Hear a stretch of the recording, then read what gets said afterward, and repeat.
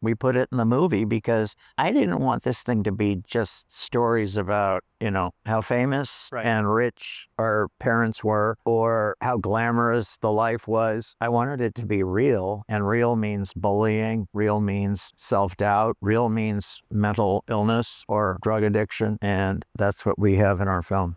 Real is tremendously important for you to be able to be authentic in your lives. And I think a lot of what we were brought up with and a lot of people across the country were brought up with in that era were the parents modeling the fact that you had to put up a protective shell of whatever was going on in the background, whatever was going on in your family, in your personal life, in your own internal life. That was seen as weakness. If that was seen, that any vulnerability about that was seen as you don't have what it takes to make it in American society, and you had to sort of conform. There was this much more conformist structure than now, even though I think people are still sensitive to that, but there's so much more freedom. One of our classmates told me, when asked by another classmate, maybe senior year, well, how do you feel about that? He said, what do you mean, how do I feel about that? We don't talk about feelings in my family. And that was actually the first time he said anybody had actually asked him, how do you feel about that?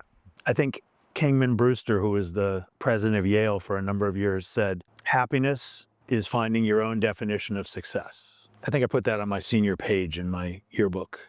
I think you did, because that's where I read it. It stayed with me all this time.